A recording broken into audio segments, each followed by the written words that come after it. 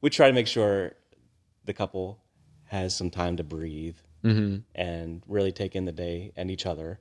Yeah. Get all the jitters out. As you have noticed firsthand, it sounds like it's kind of hard. It gets crazy. Yeah. Yeah. Yeah. When you see it all the time. Yeah, all the time. I even set them aside. Like, I'm not recording. I just want you two to look at each other. Yeah. Just take it in.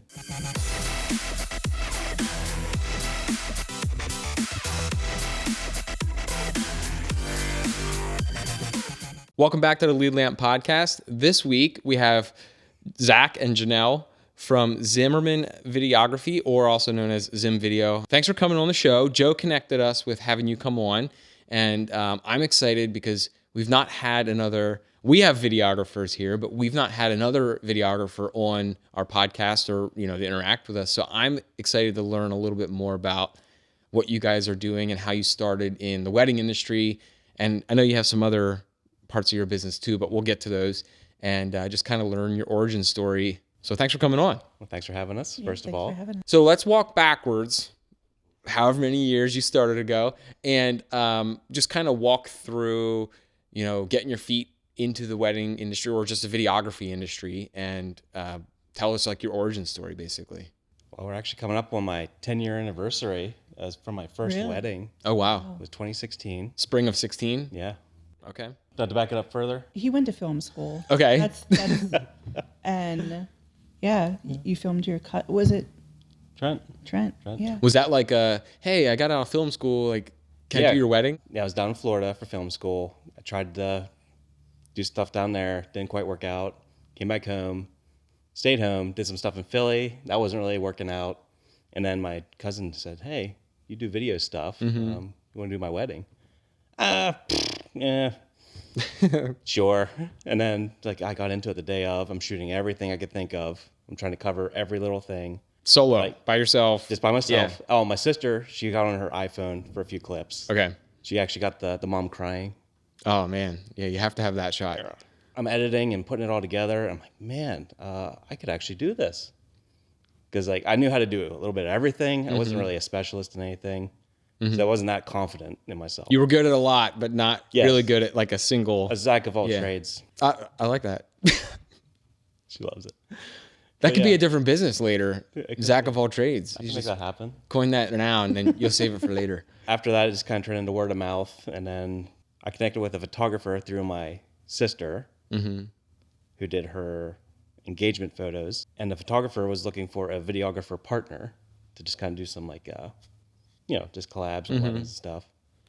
Then that really took off. And then 2 years later, I came along and just took everything over. He was barely getting paid. He was only getting paid a couple $100 per wedding. I think that's probably so there's two parts to this business from what I see from what we do. There's the artist side or the laborer, and then there's the business person. There's two parts where, and not even in video or photography, in what we do creative wise, there's the creative who's well, my art, it's not worth that much. I just like doing it. Here's your product. And, and you underrepresent yourself. And then there's the other half of it where they're what are you doing? You can't live on this. We're scraping by. Yeah. pretty much. So you had a revelation. Yes. I came in end of 2018 and expressed interest. He showed me how to edit, and everything that I know is literally from him. And I just kind of took over everything. And we've been on a roll ever since. Nice. And yeah. So it sounds like you had some things you wanted to tighten up around the ship. Oh, yes. I wanted him to get paid more. Yeah. Because he wasn't making much. Oh, yeah. I still have a hard time was seeing worth breaking in his myself. And she just But I think that's common. builds me up. Even on our side, where we have a whole team we have to support, and sometimes we'll quote stuff, and I'm like, that doesn't. We have to. But it's business. And I think people understand that too. And you probably also saw when you made that shift, maybe not, but I've heard this a lot, where you make that shift where you're trying to take on a lot for a little, but then you charge a little more. You become a little bit more picky with your work as well, but then you can also select your clients. So you're weeding out some clients as well that you're well, they were only going to ever pay you a couple $100. Now, not that you should set the price high because you're going to get people that'll pay more, but you're honing in your customer base to a higher quality customer as well. And then it allows you to do better work probably. Yeah. Yeah. I think it's a very well put way. Yeah. So you have to think about it that way. You're not like charging more just because you can. What you're doing is you're trying to look for the people who are going to pay you for a better product. Yes. Like that's really what it probably ended up happening. Oh yeah. Yeah. Because I remember before she came along, I had some film school classmates on the East Coast here that would help me out with a few weddings, and we were just going so far into the boonies. Like they kept asking me, Zach, is this where you're taking me to kill? Are we me? lost? Yeah. Am I gonna be on like a next lost. Netflix documentary? Yeah.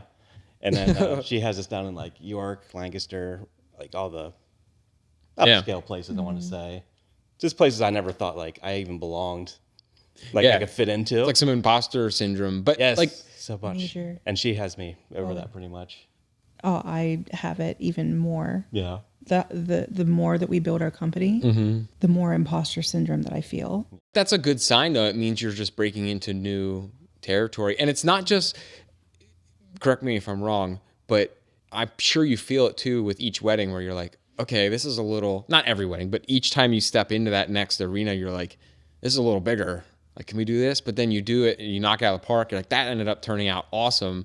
And it's just the next one and the next one. But it might feel like little micro steps along the way. But as you're building a photography or videography business, especially in that specific industry, you're slowly just stepping up. And it might not feel like progression like year after year, but 5 years later, you're like, okay, like we made some large progress in what we're able to do as well. Oh, absolutely. Especially, I feel like it's hard to connect face to face with a lot of people these days. So she gets us into these wedding shows where we have the videos playing in front of people, and you can see the people just getting sucked into it. Like, And we actually get to like have conversations with the actual couple, and they get to see who we are. And if it's the right fit, because it's not all just budget.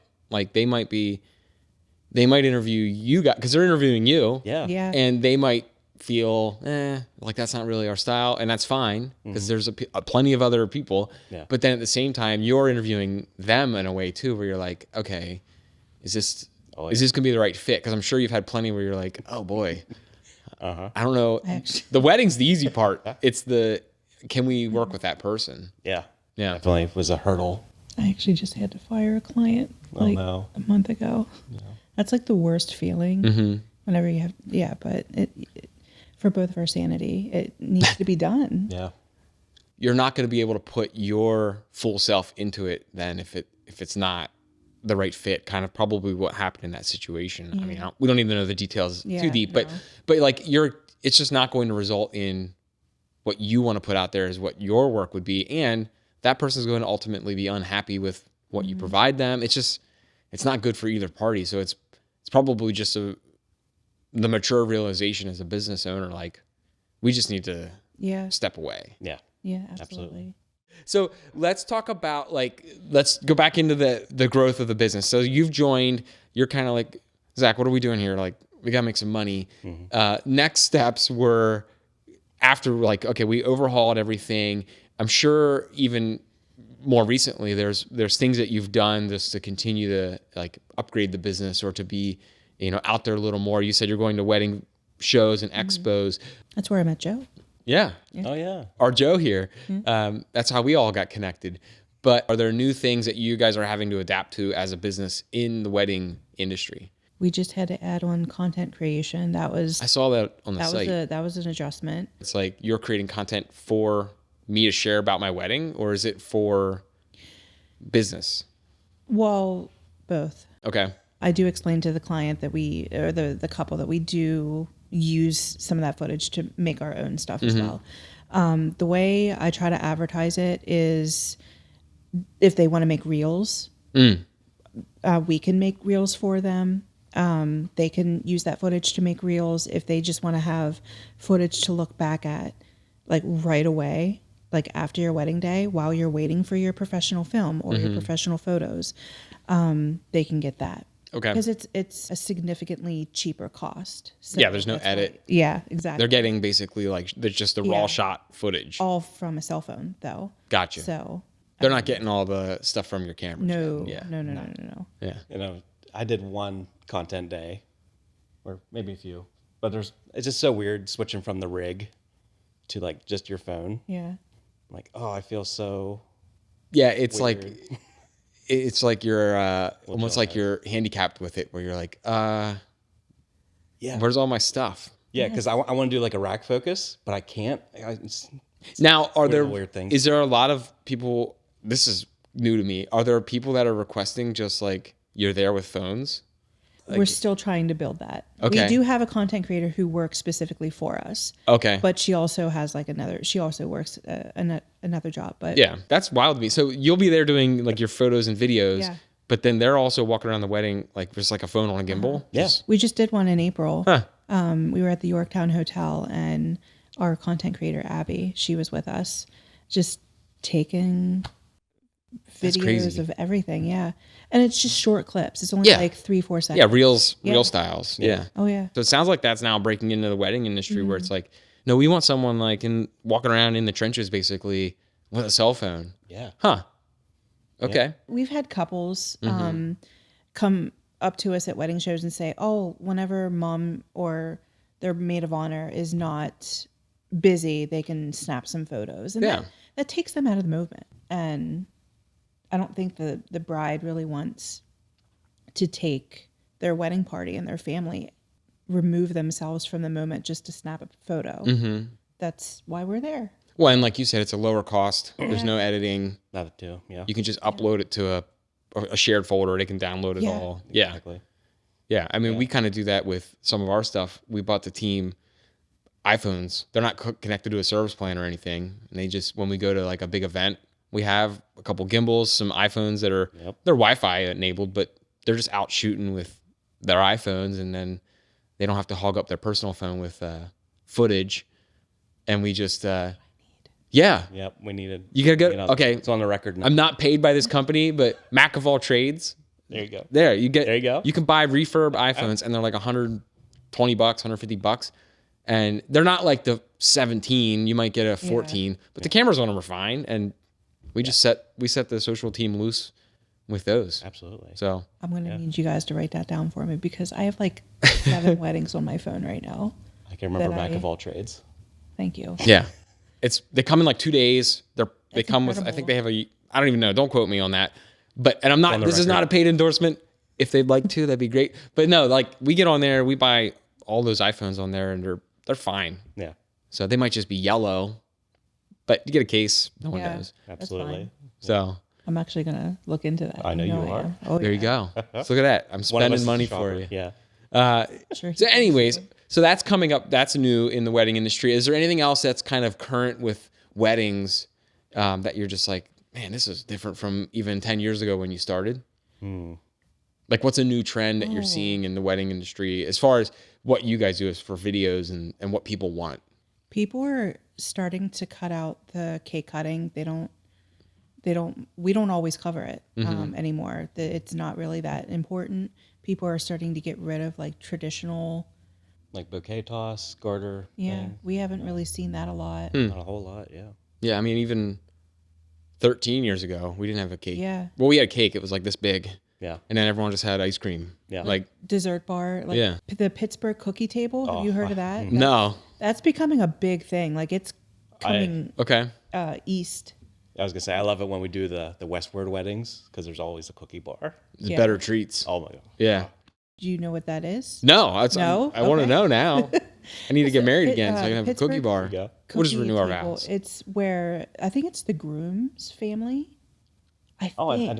missed that detail if it was. I think I could be wrong, but it's like one of the families. Everybody gets together and they each make a type of cookie, Okay. and then they display it all out on. Oh, so there's like family members that are like, well, that's Yes. grandma's Yes. cookie recipe. Exactly. Yes. Huh. It's really cool. The only disappointing thing is they call when you get out towards Western PA, it's not whoopie pies anymore. They're called gobs. Oh, I don't like that. I don't like that either. Yeah. That's the only disappointing thing about That's the not. cookie. They also call it like pop, I think, and not soda. Oh no, But I can't that's do that. Yeah. I don't even drink it, but I can't hear it. I know. It's uncomfortable. Ollie Pop. Ollie Pop, you got me. So that's new. Now, let's go back into kind of what you guys are offering, how you do the social package, you do the content creation. When you're meeting with a customer, kind of what we were talking about when you're at an expo and you're trying to interview each other, like they're interviewing you, you're interviewing them. How do you guys take a wedding package as a business and find out, what my fiance and I want in a wedding, and kind of their personality, and bake that into what they're getting at the end? Well, less about me. It's all down to her. Okay. And she has a natural graphic designer brain. Oh, cool. So I'll let you take it away. Yeah, I'm interested because I'm sure it's fun too to kind of meet them, think about this is how we're going to make this work for them, and then push it out at the end. It all really goes based off the vibes of the wedding day. And then before the wedding, I send out a wedding day questionnaire, and they tell me, throughout the whole process, the booking process and the wedding day questionnaire process, there's what you guys are like as a couple, what's your favorite vacation? Are you cat or dog people? Because that's a big tell right there. Are you beer or wine people? That's also probably a big tell. Yes. Yeah. Church wedding, What's your venue only.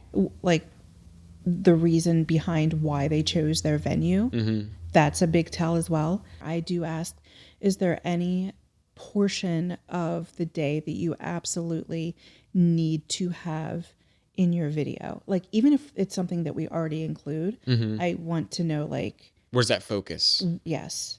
And they usually tell me. Yeah, because it could be something that you do all the time, but if it's I'm guessing, if there's a greater emphasis on that from them, you're probably going to dedicate a little more of your effort and energy into that just to make sure it's highlighted in a different way. Yes. I like to include real sounds from the day, like laughter or applause.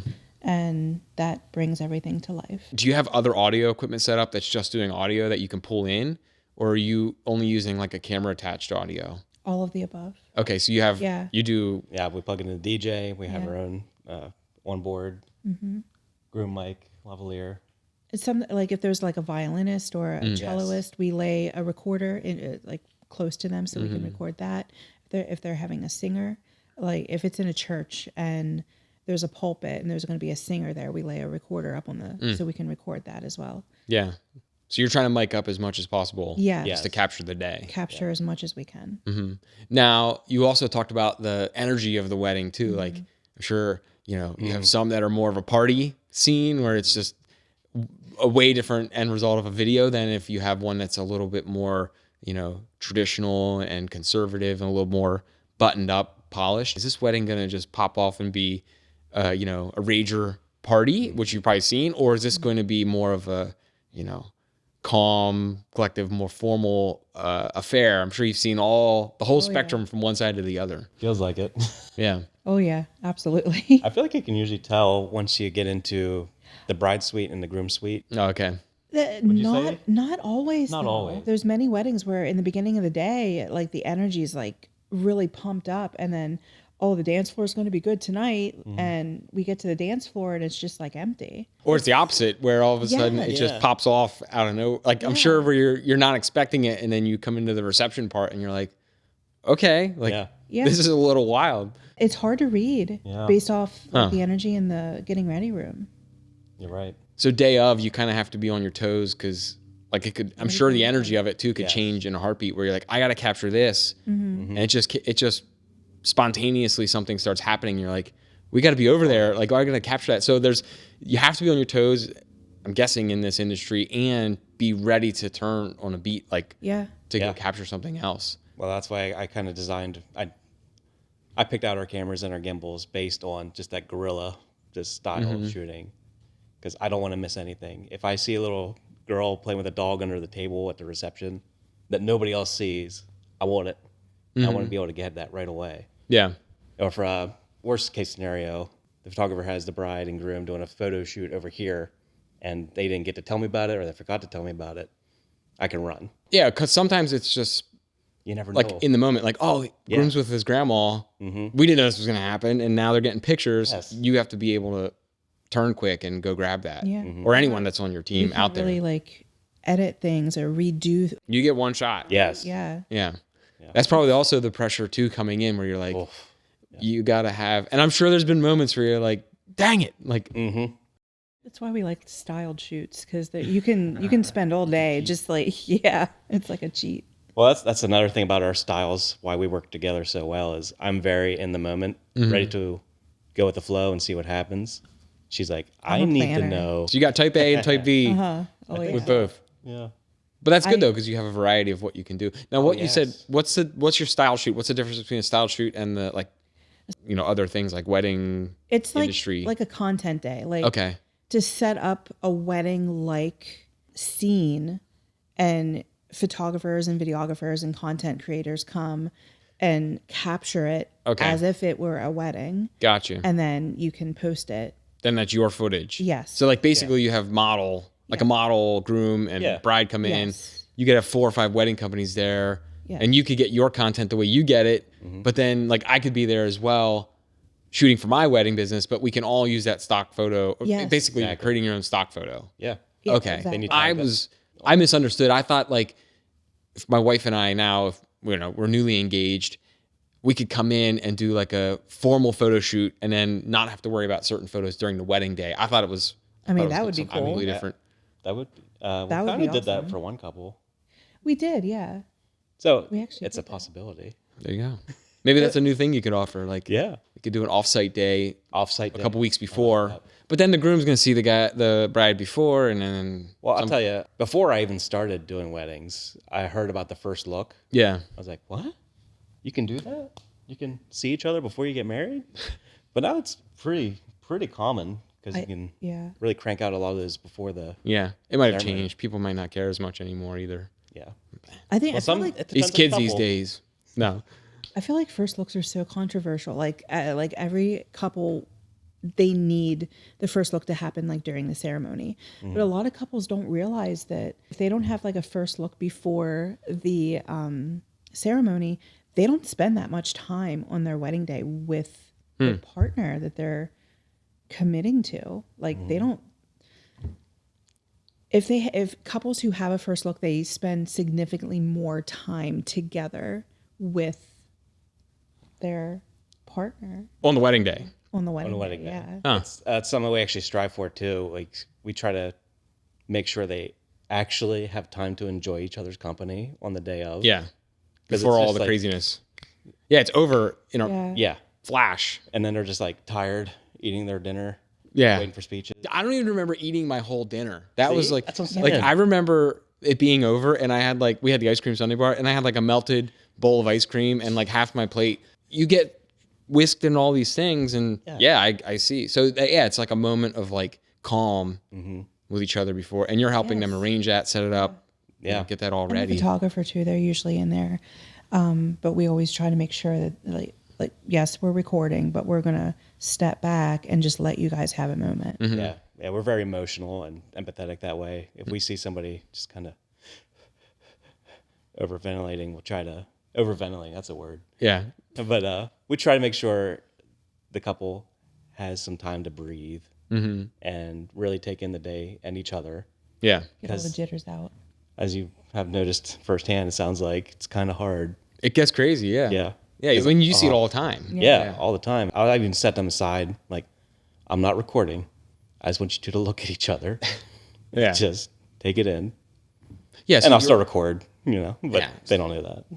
I think you have to think of that person that you're hiring for your wedding, whether it's for video or DJ. And it sounds like you guys do a good job at this. Like you're not there just to do video. Like you do other, like you're providing other things for them. You're making sure that they're having these moments or they're thinking about these things before they plan everything out, or you're adding thoughts to enhance their wedding day, not just to receive a video at the end. So like there's some value that you're building into that. And I'm sure you guys see other videographers, and we don't need to name names and who's good and bad in the area, but you see the whole gamut of what's offered. So it sounds like what you're doing with your business is like really trying to encapsulate everything about that couple. You're trying to learn everything you can to personalize it with, like you said, with, is it a beer or wine wedding? Are you a cat or dog person?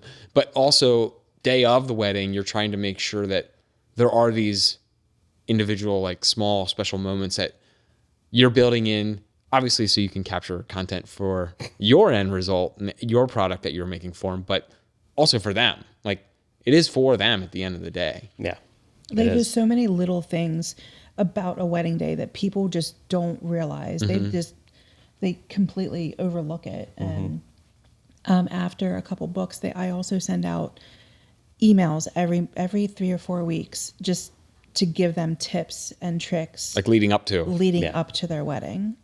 And that email also is a lot of times like couples book a vendor and then they just go radio silent. You don't hear from them until like a month before their wedding. So these emails not only give them tips and tricks to remember for their wedding day, but it also lets them know, hey, we're right here if you need us. I could see that you book it out a year out and then you don't hear from them until month 11. Yeah. And then it's a rush. And then it's a mad scramble. And you can't get something you want, or you didn't plan for these things. That's not available. That happens probably more often than not. Yeah. So it's good that you guys are staying in contact. Like you're actually partnering with them on their whole process here. So Yeah. Yeah. That's definitely, again, something that she's very good at. And I think that's how we balance each other out. Type A. Yep. Yeah. It seems like you have a good balance with it too. So Try. you've been doing this for a decade now, over a decade. We're coming up on a decade. Getting there. We're around it. It's 10 years. We're splitting hairs here. Yeah. But the process for booking you has probably also changed a little bit. You're not, in the beginning, it seemed like it was more like friends and family, like, hey, we got a wedding and you come do it. But now you have probably a much more formal process. What is it looking like? You were saying about a year when people are looking for a videographer, or if they're looking to book you guys, what do they have to expect? Like they can't call you and be like, I need something in 6 months. Like I'm sure you get that, but like if someone's going to book you, when should they start reaching out? When should they start planning things for that part of the wedding? We book anywhere from a couple months to 2 years out. Okay. We booked a 2026 wedding clear back in 2023. So Oh, wow. I always advise people to, the second they start thinking about videography, to reach out. Because like if they reach out a little bit too late, the prices may have changed. We raise our prices every year depending on what the market is. They could lock in early, I'm sure. Yeah. If they lock in 23 for 26 versus locking in December for 26, it's going to be a massively different price. Yeah. It's good for them. For you guys, it's different. Well, it works out. Yeah. But the other thing to think about too is, like I said earlier, there's probably a lot of people that are last minute with it too. We're like, oh wait, we got to capture all this, and I'm sure at some point it's probably a little heartbreaking, but like this is too short notice to do this, or it's going to be like we got to rush this. It's going to be not cheap. I would say 85% of our couples reach out to us. They book the venue, photographer, then videographer. I have an interesting question outside of the weddings, and then this will kind of be my last hard-hitting question. Do you guys do things other than weddings for family events? Like, are you ever booked for like, oh, this is a vow renewal, or we're doing a 100th birthday party, or they're just other kind of intimate family settings where you get invited in or asked to do other video shoots or other photo shoots for? And are you willing to do those services for, other things? Or are you guys trying to stick really just to weddings? We'll do anything. Okay. We've gotten inquiries for funerals. We've gotten inquiries for bat mitzvahs. We've gotten inquiries for quinceañeras. We've done a couple of those. And I recently partnered with a local to us company. We're doing training videos for a local company to us. Like business training. Like onboarding employees. Yeah. Well, that's probably easy too. Not easy, but nice, because that you're going to do during the week. It's so different though. It's like controlled. It's Yeah. Oh, can you do that again? And they do it. Oh man. Well, you don't have one shot. Like, yeah. You can't redo the vowels. Like, oh, wait, pause. Can you say that again? We didn't catch that on the...